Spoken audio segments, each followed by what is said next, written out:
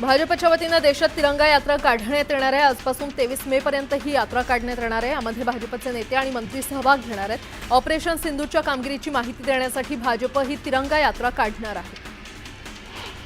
जळगावात राष्ट्रवादी शरद पवार गटाची संघटन बांधणीची बैठक पार पडली। आगामी महापालिका निवडणुकीच्या पार्श्वभूमीवर एकनाथ खडसेंच्या उपस्थितीमध्ये ही बैठक घेण्यात आली। पंतप्रधान मोदी यांच्या भाषणानंतर काही वेळातच सांबा सेक्टरमध्ये पाकिस्तानी ड्रोन दिसले। तसंच स्फोटाचा आवाज देखील ऐकायला आला। त्यानंतर या भागात ब्लॅकआउट घोषित करण्यात आला होता। शस्त्रसंधीनंतर लगेचच लष्कर आणि पोलिसांच्या बॉम्ब शोधक आणि नाशक पथकांनी पाकिस्तानकडून डागण्यात आलेले आणि स्फोट न झालेले अनेक बॉम्ब नष्ट करण्याचं काम झपाट्यानं सुरू केलं। बारामुल्लाच्या उरी सेक्टरमधील 6 गावांमध्ये जिवंत बॉम्ब निष्क्रिय केल्यानंतर तेथील रहिवाशांना घरी परतण्याची परवानगी देण्यात आली आहे। भारतीय लष्कराच्या ऑपरेशन सिंदूर या कारवाईला प्रत्युत्तर म्हणून पाकिस्तानने भारतीय शहरं आणि गावांवर केलेल्या हल्ल्यांना भारतीय सुरक्षा दलांनी देखील जोरदार प्रत्युत्तर दिलं। यामध्ये भारताने पाकिस्तानच्या 12 एअरबेसवर हल्ले केले असून 52हून अधिक वायू सैनिकांचा मृत्यू झालाय। मुंबई पहलगाम हल्ल्यानंतर सीमेपलीकडून होणारे सायबर हल्ले ऑपरेशन सिंदूर नंतर अधिक तीव्र झालेत आणि या कालावधीत एकूण 15 लाख सायबर हल्ल्याचे प्रयत्न पाकिस्तान, बांगलादेश आणि इंडोनेशियातील हॅकर टोळ्यांनी केलेत। त्यातील फक्त 150 हल्ले यशस्वी झाल्याची माहिती समोर आली आहे। पाकच्या ताब्यात असलेले बीएसएफचे कॉन्स्टेबल पूनम कुमार साहू यांच्या पत्नी रजनी आणि ममता बॅनर्जी यांची फोनवर चर्चा झाली आहे। साहू यांच्या सुटकेसाठी प्रयत्न करण्याचं आश्वासन यावेळी ममता बॅनर्जी यांनी दिलं। अमेरिका आणि चीन यांनी एकमेकांवर लावलेला अतिरिक्त आयात शुल्क 90 दिवसांसाठी त्याला स्थगिती दिली आणि त्यामुळे जागतिक शेअर बाजारांनी मोठी उसळी घेतली। अमेरिकी व्यापारी प्रतिनिधी जेमिसन ग्रीर आणि अमेरिकी वित्तमंत्री स्कॉट बेसेंट यांनी जिनेव्हा इथे ही घोषणा केली। दहशतवाद आणि चर्चा एकावेळी होऊ शकत नाही असंही मोदींनी ठासून सांगितलंय। तर पाकिस्तानसोबत चर्चा झाल्यास केवळ पाक व्याप्त काश्मीर आणि दहशतवादावरच चर्चा होईल असं पंतप्रधान नरेंद्र मोदी म्हटलंय। अणुबॉम्बचा हल्ला करणाऱ्यांच्या धमक्यांना भीक घालत नाही। पाकिस्ताननं आगळीक केल्यास सडेतोड उत्तर देणार असं पंतप्रधान मोदींनी पाकिस्तानला इशारा दिलाय। तर पाकिस्तानच्या प्रत्येक हालचालींवर नजर आहे असं देखील मोदी म्हटलंय। देश दहशतवाद्यांच्या विरोधात लढण्यासाठी सज्ज झालाय। भारतीय लष्कराला खुली सूट देण्यात आलेली आहे असं पंतप्रधान म्हटलंय। तर हे ऑपरेशन सिंदूर न्यायाची अखंड प्रतिज्ञा आहे असं देखील मोदी म्हटलंय। आम्ही पाकिस्तानच्या दहशतवादी ठिकाणांवरची कारवाई थांबवली नाही तर स्थगित केली आहे असं म्हणत पंतप्रधान नरेंद्र मोदी यांनी इशारा दिलाय।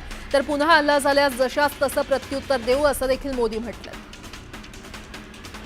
आतंकवाद्यांच्या कारवाया आणि त्यांना पाठिंबा देणाऱ्या त्यांच्या आकांना वेगळं पाहणार नाही। हल्ला झाल्यास आम्ही सडेतोड उत्तर देणार असा इशारा पंतप्रधान नरेंद्र मोदींनी दिलाय। पाकिस्तानी सरकार सतत दहशतवादाला खत पाणी घालतंय। एक दिवस हाच दहशतवाद पाकिस्तानला संपवेल असं म्हणत मोदींनी पाकिस्तानला इशारा दिलाय। अमेरिकेचे राष्ट्राध्यक्ष डोनाल्ड ट्रम्प यांनी आज भारत पाकिस्तान शस्त्रसंधींवर मोठं भाष्य केलं। शस्त्रसंधी केली नाही तर व्यापार बंद करू असं दोन्ही देशांना सांगितल्यानंतर भारत आणि पाकिस्ताननं शस्त्रसंधीचा निर्णय घेतल्याचं डोनाल्ड ट्रम्प यांनी म्हटलं। 2 अण्वस्त्रधारी देशातील संघर्ष आम्ही रोखला, अण्वस्त्र युद्धाचा धोका टाळला आणि करोडो लोकांचे जीव वाचवले असा दावा राष्ट्राध्यक्ष डोनाल्ड ट्रम्प यांनी केलाय। पाकिस्तानच्या न्यूक्लिअर कमांडवर हल्ला केला नाही अशी माहिती भारतीय लष्करानं दिली आहे। किराणा हिल्स इथे न्यूक्लिअर कमांड आहे हे माहीत नाही असं देखील स्पष्टीकरण भारतीय लष्करानं दिलंय।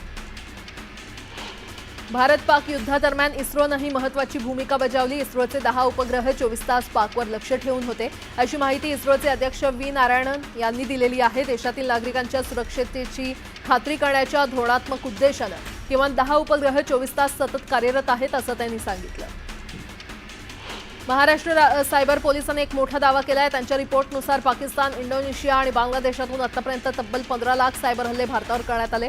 या 15 लाख हल्ल्यांपैकी फक्त 150 हल्ल्यांमध्ये सायबर क्रिमिनल्सला यश मिळालं। सायबर हल्ल्यांद्वारे मोठ्या प्रमाणात डेटा चोरण्याचा प्रयत्न करण्यात आल्याची माहिती समोर आली आहे। आता देशाच्या बाजूने उभं राहण्याची वेळ आहे असं म्हणत गुलाबराव पाटलांनी राऊतांवर निशाणा साधलाय। त्याचबरोबर आपण कुणाचा राजीनामा मागताय ही ती वेळ आहे का असं म्हणत मोदींच्या राजीनाम्याच्या मुद्द्यावरून राऊतांना सडेतोड उत्तर त्यांनी दिलंय। जळगावातील राष्ट्रवादी शरद पवार पक्षाच्या बैठकीत भाषण न करू दिल्याच्या कारणावरून एका पदाधिकाऱ्यानं चांगला संताप व्यक्त केला। अशोक सोनावणे यांना बोलू न दिल्यानं वरिष्ठ नेत्यांसमोरच त्यांनी नाराजी व्यक्त केली। संभाजीनगरमध्ये खरीप हंगामा आढावा बैठक झाली। बैठकीमध्ये पालकमंत्री संजय शिरसाट यांच्यासह सर्वपक्षीय लोकप्रतिनिधी उपस्थित होते। दरम्यान बनावट बियाणे शेतकऱ्यांच्या हातात पडण्याआधीच पकडले जाईल असं आश्वासन पालकमंत्री संजय शिरसाट यांनी दिले। राज्याचे अन्न आणि औषध प्रशासन मंत्री नरहरी झिरवाळ यांची प्रकृती बिघडल्याने त्यांना सैफी रुग्णालयात दाखल करण्यात आले। त्यांची प्रकृती स्थिर असल्याची माहिती झिरवाळ यांच्या कार्यालयाकडून देण्यात आली आहे, तर गुरुवारी त्यांना रुग्णालयामध्ये घरी पाठवण्यात येणार असल्याची माहिती झिरवाळ यांच्या कार्यालयाने दिली आहे। महाराष्ट्र राज्य माध्यमिक आणि उच्च माध्यमिक शिक्षण मंडळाकडून 10वीच्या परीक्षेचा निकाल आज जाहीर केला जाणार आहे। 10वीचा निकाल दुपारी 1 वाजता पाहता येणार आहे। वाशीमधील पाटणी चौकात 2 गटात तुफान वाद झाल्याचं समोर आलंय। या घटनेचे पडसाद रात्री गणेशपेठ भागात उमटून तणाव निर्माण झाला होता। काही समाजकंटकांनी परिसरातील घरांवर आणि वाहनांवर दगडफेक केली। सध्या त्या परिसरात पोलिसांचा कडेकोट बंदोबस्त तैनात असून परिस्थिती नियंत्रणात आहे। नगरच्या पाथर्डी तालुक्यात वादळी वाऱ्यासह अवकाळी पावसाने हजेरी लावली आणि यामुळे ठिकठिकाणी पाणी साचलं असून जनजीवन विस्कळीत झालं। काही ठिकाणी घरांची पडझड झाली तर विजेच्या धक्क्याने 2 जनावरांचा मृत्यू झालाय। पुणे शहरासह जिल्ह्यात पुढील 4 दिवस जोरदार पावसाची शक्यता वर्तवण्यात आली आहे। हवामान खात्याकडून या ठिकाणी येलो अलर्ट जारी करण्यात आला आहे। कायम दुष्काळाचा सामना करणाऱ्या मराठवाड्यातील मोठ्या आणि मध्यम प्रकल्पातील जलसाठा सरासरी 32% खाली आहे। लघु प्रकल्पांमध्ये तर केवळ 21%च पाणीसाठा असल्याची माहिती जलसंपदा विभागाने दिली आहे। त्यामुळे मराठवाड्यावर पाणी टंचाईची टांगती तलवार आहे। मावळातील देहू रोड परिसराला अवकाळी पावसानं झोडपून काढलंय। अचानक आलेल्या या अवकाळी पावसानं सर्वसामान्य नागरिकांना काहीसा दिलासा मिळालाय। मात्र उन्हाळी बाजरी पीक काढणीला उशीर झाल्यानं बाजरी पिकाला नुकसान होणार असल्यानं शेतकरी चिंतेत आहे। नाशिकमधील त्र्यंबकेश्वर शहरात झालेल्या मुसळधार पावसानं या ठिकाणी रस्त्यांना नदीचं स्वरूप आल्याचं चित्र पाहायला मिळालं। शहराच्या प्रमुख रस्त्यांवरून तब्बल गुडघाभर पाणी वाहू लागल्यानं व्यावसायिकांचे आणि स्थानिकांचे चांगलेच हाल झाले। अमळनेर तालुक्यातील खर्दे इथे वीज पडून शेतातील बैल जागीच ठार झाला तर 3 गुरं जखमी झाल्यात। याशिवाय शेतात काम करत असलेला सालदार राहुल बारले हा देखील गंभीर भाजला गेलाय। सांगलीच्या दुष्काळी जत भागामध्ये अवकाळी पावसाने हजेरी लावली। जत तालुक्याला पावसाने झोडपून काढलंय। वादळी वाऱ्यासह झालेल्या पावसामुळे दुष्काळी भागातील नागरिकांना दिलासा मिळालाय। दौंड तालुक्यातील कुसेगाव केडगाव परिसरात अवकाळी पावसाने हजेरी लावली। अचानक आलेल्या पावसामुळे नागरिकांची चांगलीच धांदल उडाली। मात्र पावसामुळे वातावरणात काहीसा गारवा निर्माण झाला होता। दोडामार्ग तालुक्यातील अनेक ठिकाणी जोरदार पावसाने हजेरी लावली। अचानक आलेल्या पावसामुळे मात्र नागरिकांची चांगलीच तारांबळ उडाली तर उकाड्यापासून हैराण झालेल्या नागरिकांना काही अंशी दिलासा मिळाला। नाशिकमध्ये दुचाकी चालकावर झाड पडल्यानं दोघांचा मृत्यू झालाय। नाशिकच्या सातपूर परिसरातली ही घटना असून शहरातील जुन्या वाळलेल्या झाडांचा प्रश्न पुन्हा ऐरणीवर आलाय। देशातील सर्वात मोठी सरकारी बँक स्टेट बँक ऑफ इंडियाला भारतीय रिझर्व्ह बँकेनं तब्बल 1.72 कोटी रुपयांचा दंड ठोठावला। नियामक अनुपालनातील त्रुटींप्रकरणी आरबीआयनं ही कारवाई केली आहे। महायुती सरकारनं मुंबई महापालिकेवरील प्रशासकाच्या माध्यमातून पालिकेच्या घनकचरा विभागाच्या खासगीकरणाचा घाट घातलाय। या विभागात काम करत असलेल्या 32,000 सफाई कामगारांना उद्ध्वस्त करून हा प्रकल्प लाडक्या कंत्राटदारांच्या घशात घालण्याचा हा डाव आहे असा आरोप काँग्रेसनं केलाय। बौद्ध पौर्णिमेच्या चांदण्या रात्री ताडोबा अंधारी व्याघ्र प्रकल्पात होणाऱ्या व्याघ्र गणना कार्यक्रमात 81 मचाणीवर 162 पर्यटक सहभागी झाले असून कोर झोनमध्ये वन अधिकारीच गणना करणार आहेत। मुंबईतील प्रसिद्ध महालक्ष्मी मंदिर परिसराला आता झळाळी मिळणार आहे। या प्रकल्पासाठी 37 कोटी 32 लाख रुपये खर्च मंजूर करण्यात आलेला आहे। उज्जैनमधील महाकाल मंदिराच्या धर्तीवर महालक्ष्मी मंदिर परिसराचा विकास होणार आहे। शबरी घरकुल योजनेसाठी प्रस्तावित निधी आणि प्रत्यक्ष वितरित निधीमध्ये कमालीची तफावत आहे। त्यामुळे सद्यस्थितीमध्ये राज्यातील 61,186 आदिवासी कुटुंबांना हक्काची घरं मिळाली नाहीये। सातारा जिल्हावासियांसाठी खुशखबर आहे। जगप्रसिद्ध उद्योगपती एलॉन मस्क यांच्या टेस्ला कंपनीची साताऱ्यामध्ये एंट्री होते। या कंपनीकडून जिल्ह्यामध्ये इलेक्ट्रिक वाहनांचे सुटे भाग जोडणारा प्रकल्प उभारण्यासाठीचा जागेचा शोध सुरू आहे। या कंपनीने मध्यम पदांसाठी नोकर भरती प्रक्रिया सुरू केली आहे। भिवंडीत अनधिकृत गोदामांची संख्या वाढली आहे। सद्यस्थितीमध्ये भिवंडीमध्ये 525 अनधिकृत गोदाम आहेत, तर विविध कंपन्यांकडून माल ठेवण्यासाठी या गोदामांचा वापर होतो। अनेक कंपन्यांची अत्यंत ज्वलनशील केमिकल्स या गोदामांमध्ये साठवली जातात आणि यामुळे या परिसरात आग लागण्याची भीती आहे। ग्रामीण भागात फोफावलेल्या गोदामपट्ट्यांमुळे नियोजनबद्ध विकास व्हावा यासाठी राज्य शासनाकडून 2008 ते 9 मध्ये भिवंडीतील 60 गावं MMRDA प्राधिकरणाच्या नियंत्रणाखाली सोपवली। मात्र 15 वर्षांपासून MMRDAनं कोणताच ॲक्शन प्लॅन तयार केला नसल्यानं विकास रखडलाय। राज्यातील सर्व कनिष्ठ महाविद्यालयांसाठी इयत्ता 11वी प्रवेशासाठीच्या नोंदणी प्रक्रियेची मुदत 15 मे रोजी संपणार आहे। 2 दिवसात सर्व शिक्षण संस्थांना प्रवेश नियंत्रण समितीच्या संकेतस्थळावर तातडीनं नोंदणी करणं अनिवार्य असणार आहे। रुग्णालयात दाखल होण्यापासून डिस्चार्ज मिळेपर्यंत रुग्णसेवेमध्ये डॉक्टरांच्या बरोबरीनं परिचारिका महत्त्वाची भूमिका बजावतात। मात्र राज्यातील शासकीय रुग्णालयांमधील एकूण मंजूर पदांपैकी परिचारिकांची हजारो पदं रिक्त आहेत। परिणामी एका परिचारिकेला 15 ते 20 रुग्णांची जबाबदारी पार पाडावी लागते। चिखले गावाजवळ वारंवार होत असलेली गळती रोखण्यासाठी जलवाहिनी बदलण्याचा निर्णय नवी मुंबई पालिकेनं घेतलाय। त्यासाठी 24 तासांचा वॉटर शटडाऊन जाहीर केलाय। उद्या आणि गुरुवारी नवी मुंबईतील पाणीपुरवठा बंद राहणार आहे। मुंबईमध्ये पारंपरिक पद्धतीनं लाकडाचा वापर करून मृतदेहावर अंत्यसंस्कार होत असल्यानं प्रदूषण वाढतंय। हे प्रदूषण रोखण्यासाठी पालिकेनं मुंबईतील सर्व स्मशानभूमीमध्ये अत्याधुनिक वायू प्रदूषण नियंत्रण बसवण्याचा निर्णय घेतलाय। अवकाळी पावसात मोठ्या प्रमाणात झाडं फांद्या पडल्यानं पालिका सतर्क झाली आहे। वृक्ष छाटणीची कामं 31 मे पूर्वी पूर्ण करण्याचे निर्देश कंत्राटदारांना देण्यात आले। त्यानंतरच या कामांचं सर्वेक्षण होणार आहे। हजारो सर्वसामान्य गुंतवणूकदारांची फसवणूक करणाऱ्या टोरेस ज्वेलर्स प्रकरणी घोटाळ्याचे पैसे अंगाडियांच्या माध्यमातून फिरवण्यात आल्याची माहिती ईडीच्या तपासात पुढे आली आहे। या प्रकरणी ईडीच्या अधिकाऱ्यांनी मुंबईमध्ये आणि सुरत इथे 4 ठिकाणी छापेमारी केली आहे। या छाप्यामध्ये ईडीच्या अधिकाऱ्यांनी 6 कोटी 30 लाखांची रोकड जप्त केली आहे। रायगडच्या शालेय शिक्षण विभागानं शालेय मुलामुलींसह शाळेतील कर्मचारी वर्गाच्या सुरक्षेसाठी सर्वच शाळांमध्ये सीसीटीव्ही बसवण्याचा निर्णय घेतला होता। मात्र अद्याप याची अंमलबजावणी झाली नाहीये। आता कॅमेरे बसवण्यासाठी शिक्षण विभागाला तब्बल 12 कोटींच्या निधीची प्रतीक्षा आहे। महाराष्ट्र क्रिकेट संघटनेतर्फे राज्यातील प्रत्येक जिल्ह्याला क्रिकेट विकासासाठी 75 लाख रुपयांचं अनुदान दिलं जाणार आहे। रायगड जिल्ह्यामध्ये पायाभूत सुविधांचा विकास करण्यासाठी MCA सर्वतोपरी प्रयत्न करत आहे। रायगड क्रिकेट संघटनेला महाराष्ट्र क्रिकेट असोसिएशन सर्वतोपरी मदत करणार असल्याचं प्रतिपादन MCA संघटनेचे अध्यक्ष रोहित पवार यांनी केलं। पुण्यातील महामार्गांवर बेशिस्त वाहन चालकांवर RTOकडून कारवाईचा बडगा उगारण्यात आला आहे। जानेवारी ते एप्रिल 2025 या 4 महिन्यांच्या कालावधीमध्ये महामार्गांवर बेशिस्तपणे वाहन चालवणाऱ्या 34,126 वाहनांवर कारवाई करण्यात आली आहे आणि यावेळी 6 कोटी 37 लाखांचा दंड वसूल करण्यात आला। मुंबई नागपूर राष्ट्रीय महामार्गावर भीषण अपघात झालाय। कार आणि ट्रकची जोरदार धडक बसली। यात 3 मृत्यू झाला असून 4 जण गंभीर जखमी झाले। गोंदिया शहराला लागून असलेल्या कारंजा इथे महेंद्र मदारकर याची भर दिवसा तलवारीनं हत्या करण्यात आली होती। या प्रकरणात पोलिसांनी अवघ्या काही तासातच 3 आरोपींना अटक केली। मारहाणीच्या वचपा काढण्यासाठी ही हत्या केल्याची कबुली आरोपीनं दिली आहे। रत्नागिरी जिल्ह्यातील पालगड गावात जलजीवन मिशन योजनेचे 3 तेरा वाजले। ठेकेदारांनी निकृष्ट दर्जाचं काम केल्याचा आरोप ग्रामस्थांनी केलाय। या कामामुळे ठिकठिकाणी पाईप फुटून पाणी वाया जात आहे। 5 कोटी रुपये खर्च करून योजनेचं काम करण्यात आलं। मात्र अजूनही नागरिक पाण्यापासून वंचित असल्यानं संताप व्यक्त होतोय।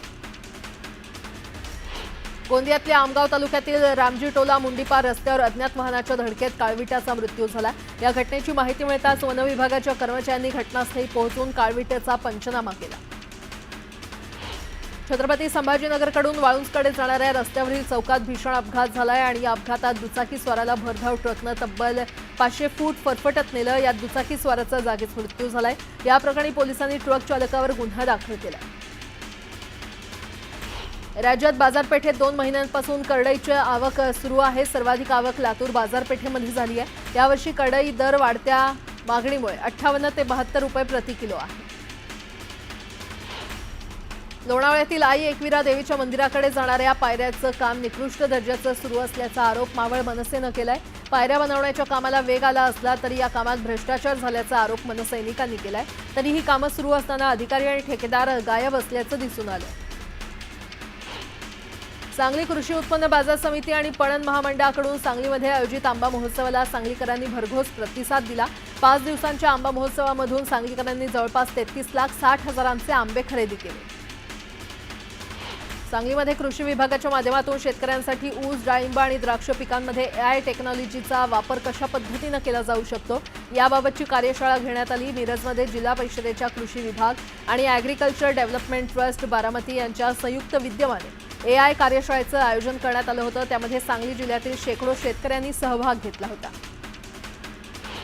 आश्वासन देऊन देखील पाणी सोडण्यात न आल्यानं भाजप आमदार सुभाष देशमुख स्वतः सोलापुरातील सिंचन भवन इथे आंदोलन करणार आहे। सोलापूर दक्षिण विधानसभा मतदारसंघातील सीना नदीकाठच्या शेतकऱ्यांनी पाण्याबाबत सिंचन भवन इथे 5 मे रोजी आंदोलन केलं होतं। यावेळी 12 मे पर्यंत पाणी सोडण्याचं आश्वासन देण्यात आलं, मात्र आश्वासनाची पूर्तता न झाल्यानं सुभाष देशमुख आक्रमक झाले। बुलढाण्यामध्ये बुद्ध पौर्णिमेनिमित्त चिखली इथे शांती मार्चचं आयोजन करण्यात आलं होतं। या शांतता यात्रेत मोठ्या संख्येनं स्थानिक सहभागी झाले। साताऱ्याच्या कराड शहरातील मुख्य बाजारपेठेत असलेल्या दत्त चौकात एका दुकानात शॉर्ट सर्किट झाल्यानं आग लागली। फटाक्यांच्या दुकानात लागलेल्या आगीमुळे या ठिकाणी एकच तारांबळ उडाली होती। अमळनेरमध्ये संत सखाराम महाराजांची पालखी मिरवणूक उत्साहात संपन्न झाली। या मिरवणुकीला हजारो भाविकांनी गर्दी केली होती। तुळजापूर धाराशिव मार्गावरील बोरी गावाजवळ धाब्याला भीषण आग लागली। शॉर्ट सर्किटमुळे ही आग लागल्याची प्राथमिक माहिती अग्निशमन दलानं दिली आहे। या आगीमध्ये धाबा पूर्णपणे जळून खाक झाल्यानं लाखोंचं नुकसान झालंय। यवतमाळ जिल्ह्यामध्ये गेल्या वर्षी तुरीच्या पिकाला जवळपास 12,000 रुपये प्रति क्विंटल भाव मिळाला। यावर्षी सुद्धा तोच भाव मिळेल अशी अपेक्षा शेतकऱ्यांना होती, मात्र तुरीला क्विंटल मागे 7,000 ते 8,000 रुपये मिळाल्यानं शेतकरी आर्थिक संकटात सापडलाय। यवतमाळ जिल्ह्यातील आर्णी आणि पांढरकवडा तालुक्यात अवकाळी पावसानं हजेरी लावली आहे, त्यामुळे शेतशिवारातील भुईमूग आणि आंबा पिकाचं मोठं नुकसान झालं।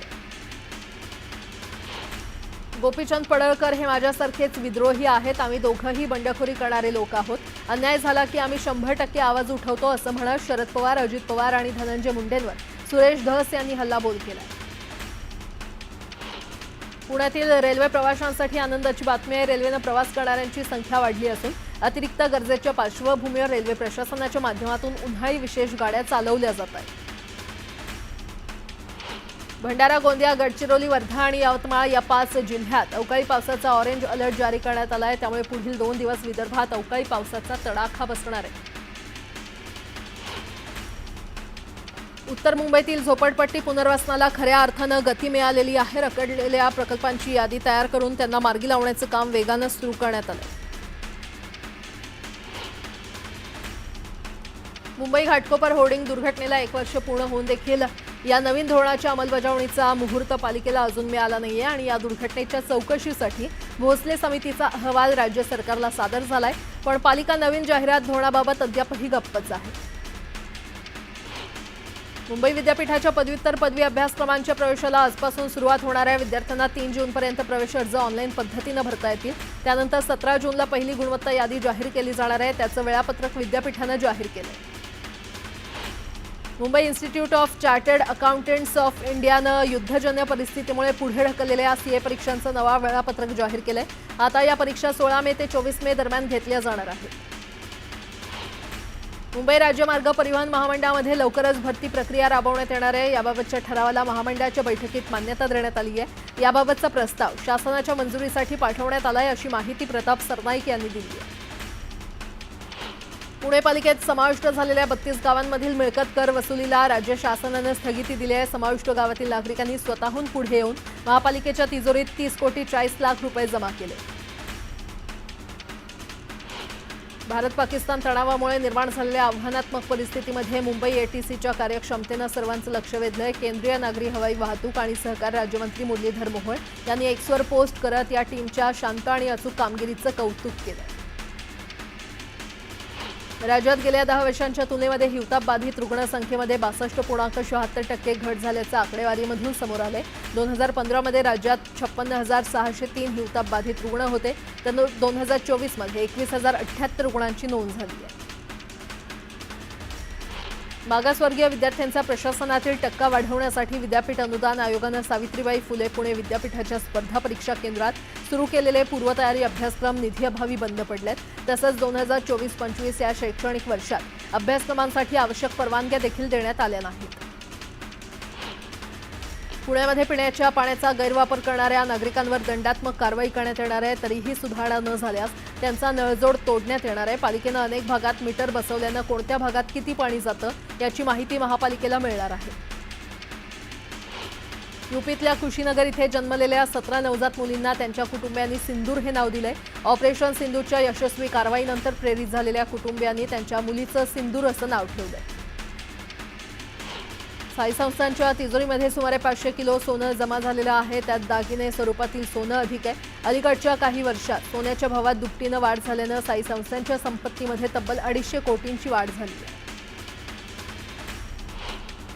बिहारच्या छपरा इथे शहीद जवान इम्तियाज यांना अखेरचा निरोप देण्यात आला. ऑपरेशन सिंदूर दरम्यान लढताना ते शहीद झाले होते.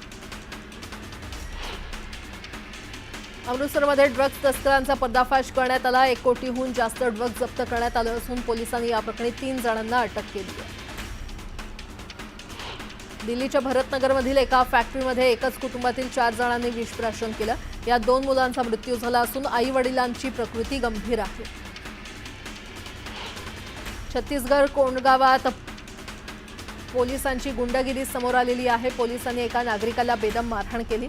या घटनेचा व्हिडिओ व्हायरल झालाय. यूपीच्या झाशीमध्ये स्पा सेंटरच्या बाहेर जोरदार हाणामारी झाली. व्हिडिओ व्हायरल झाल्यानंतर पोलिसांनी तपास केला. यूपीच्या बुलंदशहरमध्ये गुंडांनी एका तरुणाला बेदम मारहाण केली. या मारहाणीचा व्हिडिओ व्हायरल झालाय. जुन्या वादातून ही मारहाण केल्याचं बोललं जातंय. बरेलीमध्ये पाकिस्तान जिंदाबादच्या घोषणा देणाऱ्या तरुणाला अटक करण्यात आली आहे. यावेळी त्यानं पोलीस स्टेशन गाठत पोलिसांची माफी मागितली. झारखंडमधील चाईबासा इथे आयडी स्फोट झाला. या स्फोटात एक सैनिक जखमी झालाय. त्याला उपचारासाठी रांचीला हलवण्यात आलंय. गुजरातमधील मेहसाणा येथील अंडर ब्रिजमध्ये 4 वाहनं अडकली होती. यातून 6 जणांना वाचवण्यात यश आलं असून यात एकाचा मृत्यू झालाय. तर पावसामुळे अंडर ब्रिजमध्ये देखील पाणी साचलंय. मध्य प्रदेशातील उज्जैनमध्ये टोल कर्मचाऱ्यांनी प्रवाशांना मारहाण केली. पैशांवरून झालेल्या वादाचं रूपांतर हाणामारीमध्ये झालं. हा व्हिडिओ व्हायरल झाल्यानंतर पोलिसांनी तपास सुरू केलाय. हमासनं इस्रायली अमेरिकन सैनिक एडन अलेक्झांडरची अखेर सुटका केली आहे. वर्षभरापूर्वी 21 अलेक्झांडरला बंधक बनवण्यात आलं होतं.